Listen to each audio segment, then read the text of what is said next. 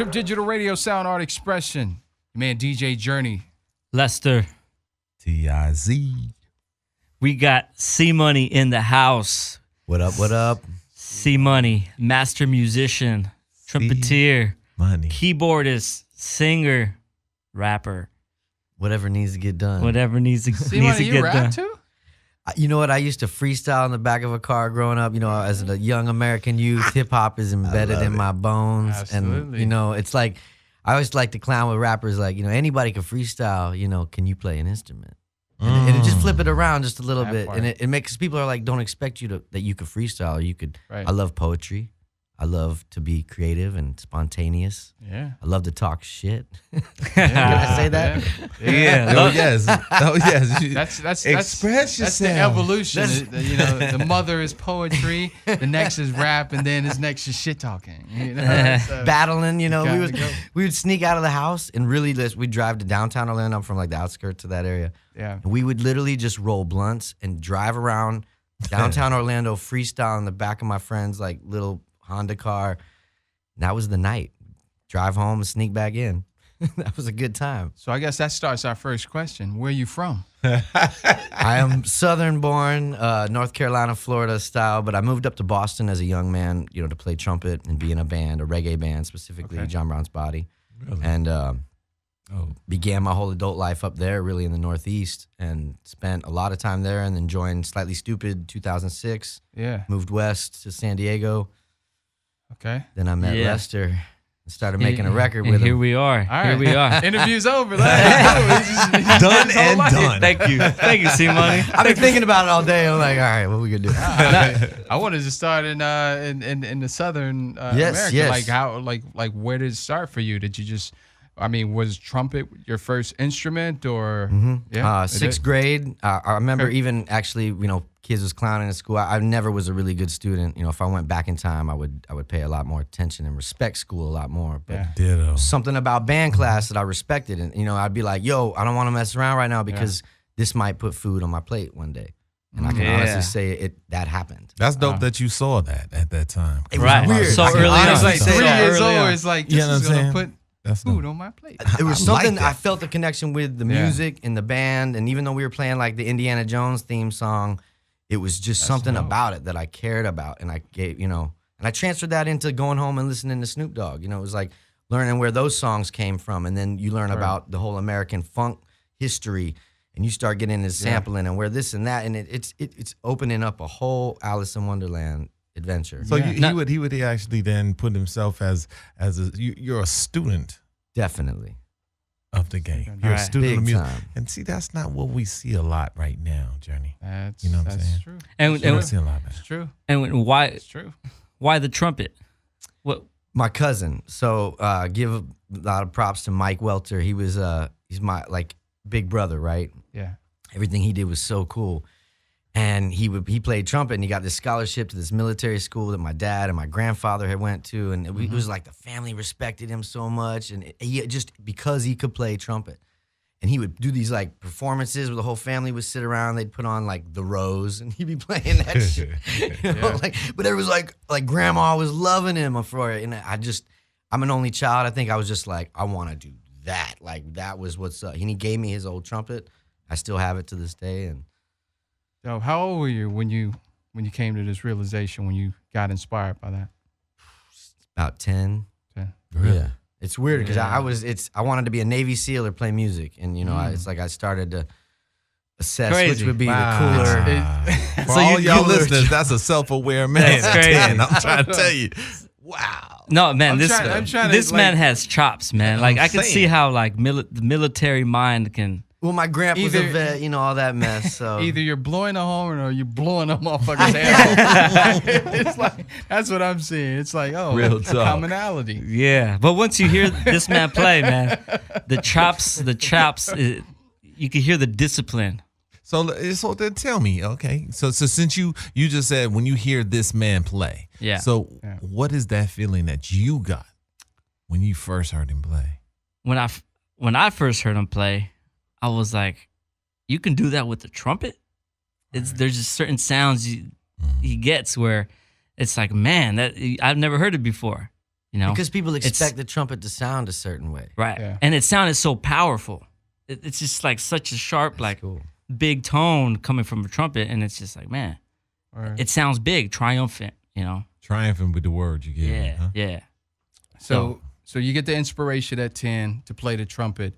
Okay, your cousin gave you his trumpet. So where did it start from there? Like school teaching? I got real lucky. I had a really good band director, Stan Lawson was his name, and he Shout out ran to a Stan. Yeah, he was a brass man himself, so he had actually majored in French horn, minored in trumpet, so he really was familiar with the brass. Yeah. And he just was so cool, and he just ran such a tight ship, and he brought so much out of these children. So you gotta know, I dropped out of college to be a musician, and when I was in college, I was a music education major because I wanted to teach. I wanted to give. That was the way I thought to give back. Be a high school band director, and Yeah. do the marching band thing. And the South marching band is like really important. Yes, We used to go to competitions. It was as important as the symphonics ensemble, if not more. Yeah. We played at every football game. And then I got into some trouble, and my parents moved me up to Wisconsin junior year in high school. Midwest, yeah. Midwest style. And Yeah. that saved my life, and that's where I really got deeper into music because I had no friends. I was in the middle of a cornfield, and I just had nothing else to do. And How far were you from Motown? I'm like right at the bottom, about 45 minutes outside of Milwaukee is where I graduated high school. Oh, okay. So we was up, and it was shocking to go from Florida to Wisconsin when, all that Midwestern, Yeah. but the Midwest is an amazing place because in the South, it was cliquey. It was weird that I Yeah. was a young white kid listening to hip hop. I got a lot of flack from people that were actually racist towards, white people being racist towards me as a kid because I hung out with black people. And Yeah. at a real early age, I just was like over that way of living. And when I moved to the Midwest, I was mind blown at how openly, people were and people, because in a cold weather climate, you need your neighbor. You can't just Yeah. be all like, Right. And that really affected me, and that had a lot of influence on chilling me out and getting me more focused, I think, on, all right, I want to play music. I don't want to be a gangster. I don't want to do nothing but play music. What time period are you talking about? Like senior year of high school, junior, senior high school. What year?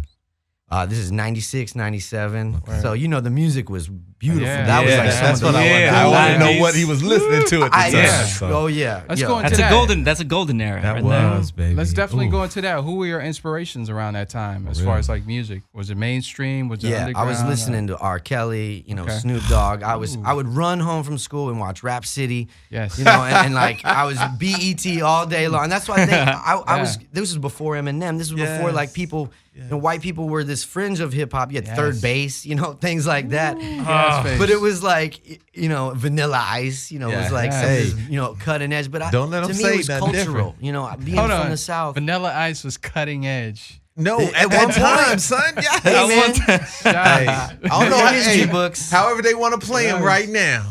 I don't care. Hey, the Yeah. knife can get dull. Everybody was in the club dancing Hey. to Vanilla Ice. We was. It was. I was recording cassette. I was waiting for that song to come on Yeah. with the cassette. Like, all That was a right, big record. song. Oh, did you just say cassette? Yeah. Oh, yeah. Lord, they ain't That's- gonna know what you're talking about. You understand that, right? I know, right? Cassette. Check it out. Google it. Big shouts to you, MP3. motherfucker. Exactly. So yeah, you were getting influenced by the golden years of Yes. of music. Yes. Yeah. And actually, historically speaking, 1992 and 93 is one of the most prolific years in R&B Oh music. my. Wow. Where And if you go, yeah. there's like I have a double XL magazine that breaks very down true. those years are like Yes. epic. The amount of music that came Yes. out of that, and it's like whatever was happening in the world, with what can we bring that back? A It's, lot you of know, babies were being who was made in at charge? that time. Right. Yes. Yes. R&B was real. Yeah. That was before. Jodeci. You name it. How You you name doing? it. All right. I'm leaving. Ara. Well, Real. It was ridiculous, man. Hey, do you remember where you were in 1992, 1993? When you do that, it's epic to you because music led you at that particular Yes. time. If you were Yeah. about hip hop Yes. and Such R&B, a big part it just of growing did. up. it Yes. did. It was just did. such a School big- dances. School And I'm dance. glad you Yeah. just Colors. said that. I'm Yes. glad you just said that because that I'm saying, wow. That was the time. Yeah. It was some so really powerful Here- at here- that point in time. Here's the thing. This is what I remember. Parents did not have to be guardians then. because music Yeah. was the guardian. Yes. Right. Yes. That's- You I were was getting raised so by much interesting point. education from music back then. Right. I mean, if you want to learn about sex, you listen to some R. Kelly. Right. Hey. You Right. know, Some if- Silk. If you, Okay, Some silk. Oh no, you didn't. No, that's true. But then you got to the wow. Jodeci. I'm saying I Yeah. got to go back Yes. because that was my staple. Yes. I remember where I was. Yes. And Jodeci played to me every single day. Yeah. The whole album. and that was when like Oh, wow. R&B Yes. was so real then. It was. It didn't. It like Boyz it II Men, wasn't too. thinking about crossing with hip hop. Yes. R&B was its own Total- section. Man. Some kids out there that are listening right now, they think R&B is like Trey Songz over a hip hop beat or Chris Brown over a hip hop beat. It's like, no, R&B was this thing back Yes. then. And it was different from the Motown, which Yes. was its father. You know, and it really was a unique thing that I'm very Yeah. stoked that as a youngster, I could say I was just Yeah. there to be influenced by that. I mean, that's my culture. That's what I'm like. Yo, that's me. If you want to define anything, you know. That's I met R. Kelly when I was 15 in Orlando. He played at Orlando Arena. Still got the signature on the thing, you know, and it's just crazy. Like, we did a cover of an R. Kelly song as I was one of just my gonna bring What that was up. out First then? white Was label. it 12 play? Or, Yeah, or 12 play 12 was like the. That shit was I the mean, shit. and I'm he from was- Chicago, so I already know, Yeah. man. Like, Hells, baby. R. man. Kelly, he could do I give it no up. fucking wrong. Yo, Yeah, he's the It's like, yo, Teflon you just Don. touched them kids. I'm cool with it. If you were down- 12 plays and shit. If you were down south at that time, I was in Louisiana. That's where I was in Dang. school, and he could have done no wrong. Like you No just fucking said, wrong. it was. I I'm did not telling you, care. it was just flooded. R. Kelly was just number one on every chart in the South. R. Kelly found my Yeah. ex-girlfriend. I was like, it's cool. Okay, It's cool. you're good. He was. cool with me. Winner. Do you guys remember those? Do you guys remember Seriously, real those talk. CDs you used to order like from a magazine that they deliver to your house? Like you get 10 CDs for like a penny. Oh, And then you're a yes. subscriber for like a Yes, whole year yes, or whatever. Yes. R. Kelly was one of those 10 CDs. Oh, well, you got blessed. That's all I You did, because I got 10 crapazoid I got ones. very mental.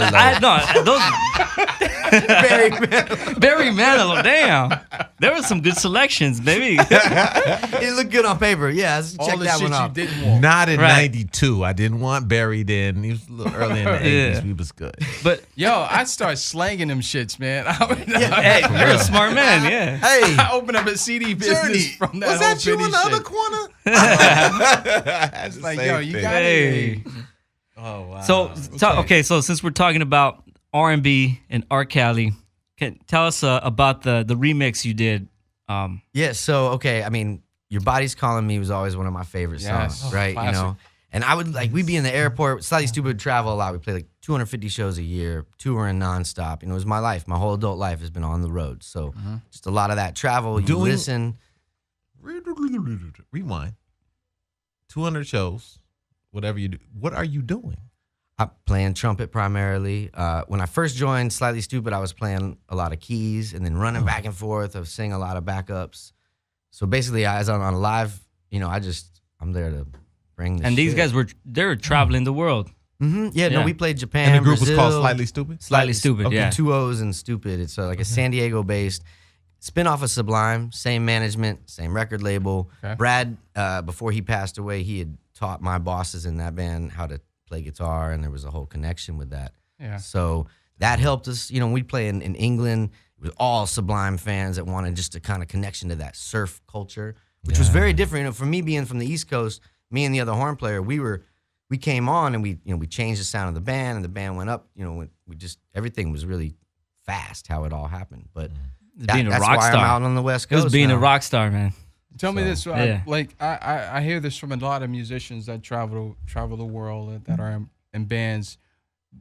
Were you working on your own stuff then? It's like, did you Yes. have ideas Yes. of like, okay, man, I want to kind of lead this band and just start my own thing? Mhm. It's like, And I always thought that no matter what is in a band, and I actually talk about on some hip hop history, I was always inspired how Wu-Tang and crews like that would always release music, Master P, you know, all these people Yeah. that would release then all these other little side projects and create an entire movement, basically the campfire style, yeah. out of this pressure of like, yo, we all shine in as a collective. Mm-hmm. Y'all got all your own little things. Let's all pump this out. Let's all Yeah. support it.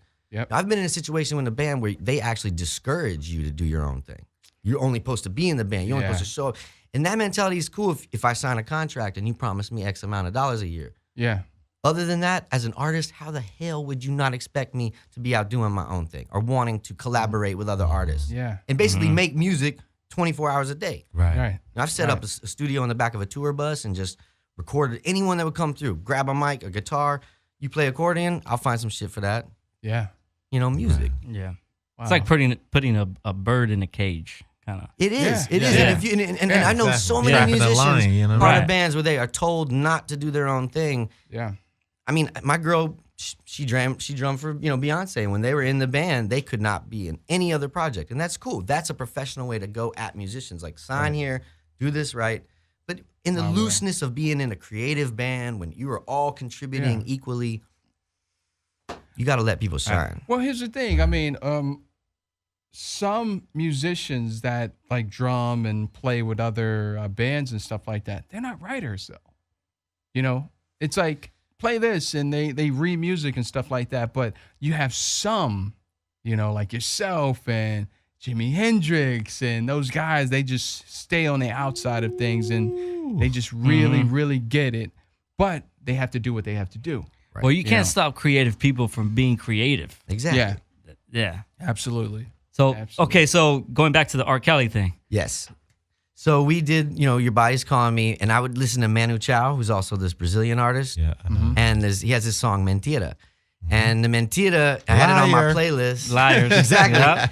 But like, I just would play them, and I was walking one day, and they had similar tempos, and I was playing them back and forth, and the beginning of Mentira just has the music ride. So I just started singing, I hear you calling, here I come, baby. And I was like, dude, that's pretty dope. Because it's easy to have the band play the Manu Chao rhythm, which is like, kind of like, real Latin style. Yeah. And then I just would start singing it, and there would be girls, specifically in the audience and whatnot, that would love that song. And you get that eye, and it's like you make that Yes. connection, and it was just a good vibe. Even if people that didn't know the song, thought, oh, this is a good little sexy kind of vibe. It just has always worked for what we do. Right. What we do, we try and just keep it sexy. Has always played into the trumpet and the whole thing of what we do, but. I don't want to sound like 1940s music. That's I might dress like it, but I don't wanna sound like it. For the listeners out For your there, listeners. C Money's got a fly ass suit right now. Yo. Yeah. I'm trying to figure out what this tailor did because this is popping. Custom I'm shirts make loving a it. difference. It's off the chain. You That's have a me no stuff. idea. We got to talk about the California trip, how you landed here, but Boston.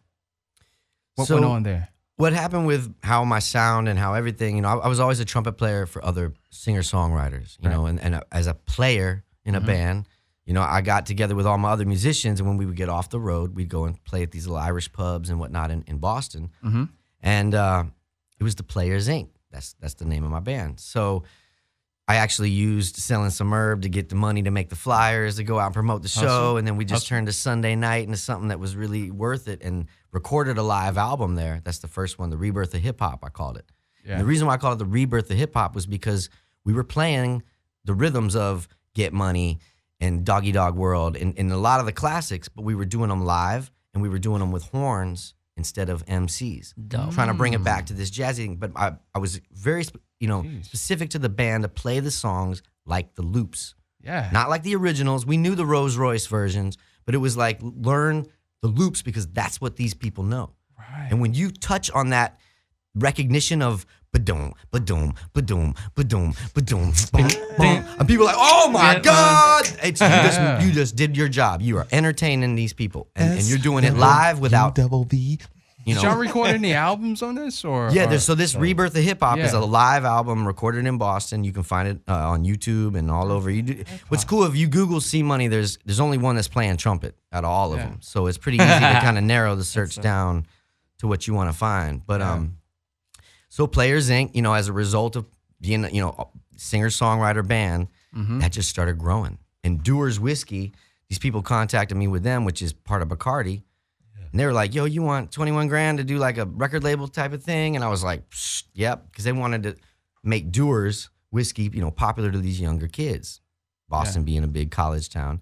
So I went with it. We made a compilation with Johnny Trauma, all these other Boston musicians.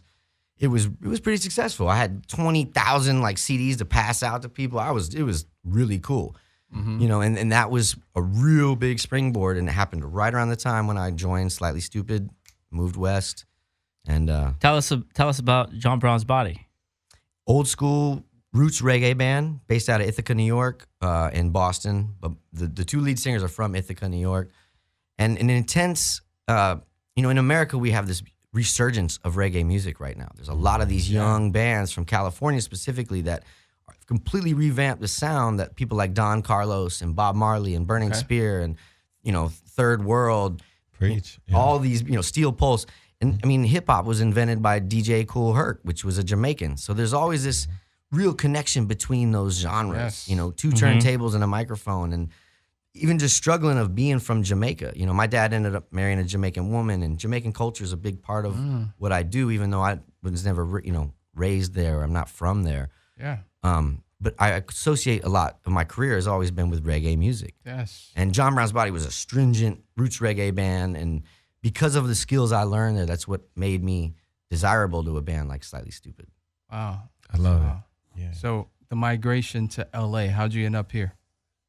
After I left Slightly Stoopid, my daughter was born. Actually, Congratulations. thank you. Yeah. I was, you know, into building the band, and I was actually living right between San Diego and LA, and I was like, I need to start going north. And I started just playing music on certain, you know, little radio things or this and that, and we would just started making the trip on a regular, Yeah. and got really lucky because I can do some carpentry on the side. You know, I started working at this studio that Lester was working at, Yeah. and I actually used him as a drummer first before I even knew he was an engineer. Was that Skip Saylor? Or- Yeah, at Skips. Yeah. Okay. And I just thought he was a drummer, and he's like, yeah, we can rehearse at this studio I work at. And I'm all, what? Say that again? And I mean, we just started making music, and it's been quite a journey to get Yeah, to so here. that's how I met C Money, drumming for his band Players Inc. Along with Jay, who's shout out to Jay right here in the studio. Hey, Jay O'Keefe. Jay, you can step into the Jay. frame, man, if you can Yeah. work Hey. your way around. Yeah. Hey, I got a question for you. So hold on. You were doing carpentry work, I've done some in the past. Well, but for the studio or for yeah, just we were building a Yeah. bathroom on the studio, and I traded Word. the time. hey man, that's how Prince got in. So No. hey, that's yeah. I just want the audience Hold to on, know. Prince was a carpenter? No, I mean No. he Yeah. I heard he was In a the janitor. Bronx. He was a janitor Yes, first he was. Dang. to convert into studio Hey, time. That's real talk. That is, Yeah. yep. That's real So- talk. You do whatever you got to do. Yeah, you know, exactly. if you But- love it. So But I that's met, what I was trying to say. Yeah. Do what you got to do. Go ahead. No, so we met through music first. Mm-hmm. And then as we, started kind of working together a lot on music, I was like, I work at the studio, Skip Sailors. And then he was like, all right, we need a bathroom in this at the studio. So he was helping out, and that's how we converted that to studio time first. But that's what I just want to get that out there. That sometimes you got to do what you got to do. Exactly. Sometimes you got to do what you don't Yeah, want to do man. in order to get where you need to be. All Yep. the time. Yep. Like Yes, doing sir. Silver Spoon Cat. Absolutely, man. That's Yo, what give a I'm little talking background because Skip Saylor, a lot of people don't know the name, but they know the work. Like, give a little So thumbnail background on who Skip Saylor, is. shout out to Skip. Yep. Yeah, Skip, he's been around since the golden, like we were talking golden era, like of 80s and 90s. Yeah. Guns N' Roses, Okay. Tom Petty, Yeah. and then the beginning of gangster rap. Ice Cube, DJ Quick, his Snoop Dogg, Dr. Dre, all So what these was guys. he doing in this Skip realm? Saylor was the owner of this studio off of Larchmont, If you didn't know, now you in know. Larchmont. Yeah. Yep. Talented engineer. I mean, And- dude is very good. Yeah, and he he became an engineer, mixer, producer, and then so now he has his studio in Northridge, which is where we did a lot of recordings and where I worked. So that's the history of Skip Saylor, and he's got countless Integral part of hip hop. countless records. Yes, countless Plaques. records. Actually, I used to joke to him. I was like, "You created C Money. I bought all those records you made, and look at what happened." He loves that. Because he kind of laughed at C Money for He's like, he kind of gave him a little "Who smirk the hell like are you?" see a white dude named C Money. And he's like, I was like, okay. Yo, word up. I thought he was black too, man. See, I'm was here like- to just keep us real. It's like we my are all man C humans. Money. You know? He's I thought he was really black dope. too. I I'm was sorry. like, I sounds like he does. but dope that, I shit. thought that was the best response. never like, met C Money, but I thought he was black. C Money, yeah. You know what I'm saying? and that was funny. That was like you created C Money, Skip. That's funny. That's what's up, man. That's why I met you. Like, Yeah, that's where I met Journey. Yep. Didn't Skip do work with Richard Branson version? I'm not sure. I'm not sure if he did. Because he told me a story. He pulled me to the He side. knows a lot of people, but I'm not sure if he did work with them. But I know he knows a gang of people, and he's Well, met. This He used is to go to Laker games and all. This is a little Celtics, side I mean thing. Clippers. Skip pulled me to the side. I was in the studio. Skip used to go. So you Check can imagine. this. Skip pulled me to the side, and it was one of the sessions that you were running, of course. And he's like, "Man, I got a question. I have a story for you." Skip got thousands of stories, and I'm like looking around. I'm like, I don't even know you like that, but yeah, I'm down for the story because I know you own the place. So he was like, "Never underestimate anything in your life. Go in, record these records, being optimistic." I'm like, okay, this guy's drunk. Never. Something's going on, but I'm like, I'm open to it because he's OG in the game. You know? Right. Yeah. But he's like, never go in Right. with this direction. And he's like, I'm going to tell you a story. Paul Abdul. Mhm. It's like, she was with Jermaine Jackson at the time. She was just a studio rat, you know, just running around with Jermaine Jackson. Wow. But Richard Branson had a concept. He's like, hey, man, we should just grab an artist, produce, write, give her the songs as long as she's a singer, performer. They did that with Paul Abdul. Mm. So all the engineers that worked on the project, they were like, oh, man, this is not going any fucking where. But he's paying us, so we got to do it. Wow. We're going to go ahead and go with this.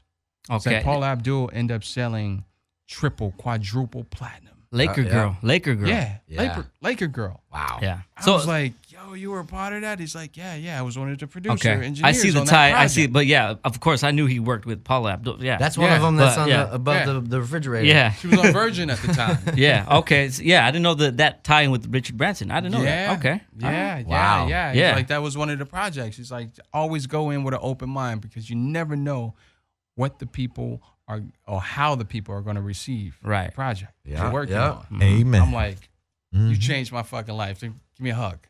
That's very artistic because we get Yeah. caught up in all this. I mean, it's crazy we're making this project, and there's so many times when I'll find myself getting caught in that weird game. Yeah. And as soon as you do, you start straying from that. Yeah. Nah, dude, fun, feels good, Yep. Fun. Stay F-U-N. there. Yes. Music still got to be simple, fun. feels good, man. If it's feeling good, you just keep that tape Yeah. rolling. Absolutely. Dope. Yeah. I mean, word up. I mean, from that conversation, he opened me up to work with artists that I never thought I would work with. That's It was just cool. like, I'm going to just take a chance because you're showing up every fucking day and you're willing and you really, really want to do this. So, hell yeah, I'm going to go ahead and produce Right. this project for you. Right. Let's just see what happens. But it's from that conversation. So, it's just amazing that you guys are cut from that cloth and of that Yeah. section Mm-hmm. Right. that you can come from that wisdom and understanding. So, fast forwarding, what are you doing today, C Money? We are finishing a lot of our music. Actually, what's really cool is through Lester, I've been able to really cross over into the Latin spectrum of everything. You know, actually, my wife is Big half industry. Mexican, and Wife. getting into that culture Nice. of because you know, being from the East Coast, you know, I just this is all new to me. And Yeah. but the music as a trumpet player has always, I mean, Cuban music. All of Latin music has a lot of brass. You know, I remember getting a mariachi CD when I was in like 7th grade and being like, Yeah. what? And then they told me a lot of those compositions and traditional mariachi were written in like the 1700s. So I mean that is as up there with like, you know, going to see a symphony Classic. and seeing this. Yeah. This Right. is real Spanish history, you know, Yeah. that had a great influence on North America and where we live. And then I think now with reggaeton and artists like Pitbull and all this cumbia that's coming out, a lot of this new, the DJ Dusty DJ stuff. Dusty.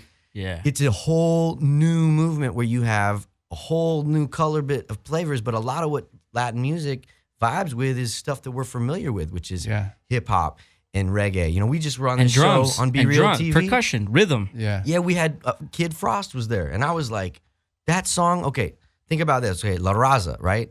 That has a saxophone in the hook. As a young kid, I was like, that's got a horn in it. Yeah. And it's got a Dun-dun. beat. It brings Dun. that whole lowrider culture. Yes. And he, you know, that song was very influential to a gringo who was hearing that shit. Like, wow, you know, Yeah. that's some cool. And that's where music really does bring us together. And we need Right. to allow the arts and the entertainment to thrive because Absolutely. we will make the world a better place if we focus on that. Yes. You know, Yes. there's so Amen. much beauty Amen out to there. that. Yeah. Yeah. Definitely. Definitely. Hopefully the president hears that shit. I kind of hoping, but You know? You better Check speak out a the little show, louder, man. player. Speak a little louder. lead by example. Yeah.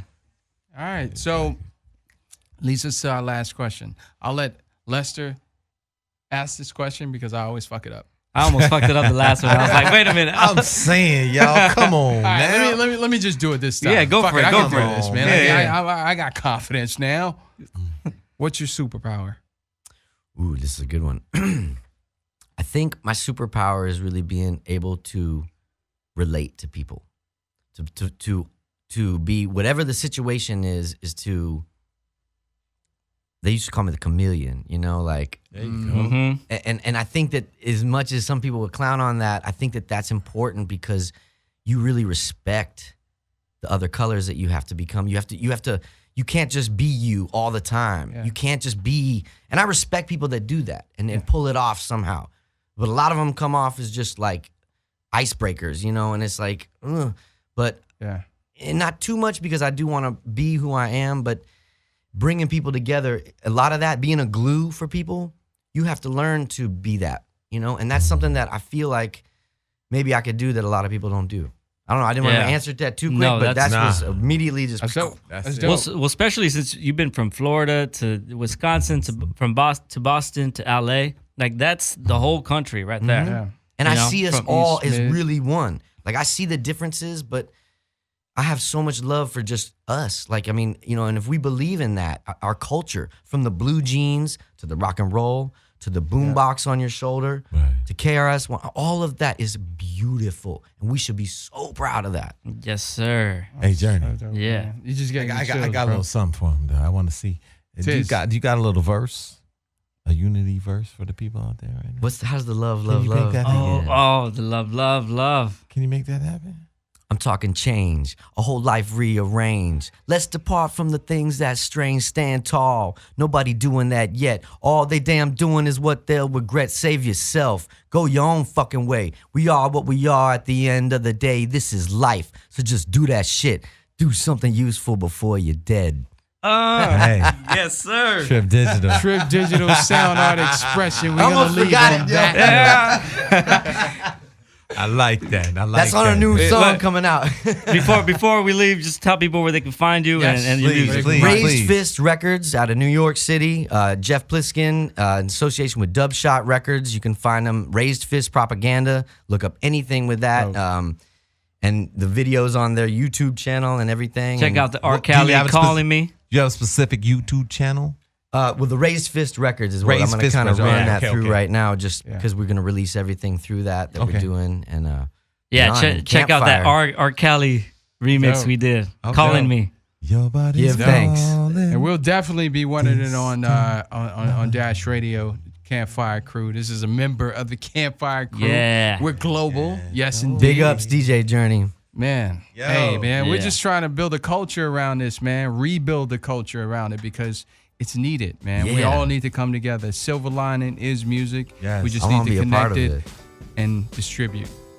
Trip Digital Sound Art Expression. You heard it here first. C Money, Lester. Tiz. We out. What's up, world? It's your man DJ Journey. I want to say thanks for watching this video. But first, you gotta like this video. And then after liking it, you gotta subscribe. Because we want to keep this coming to you. We get more interested. So keep it coming.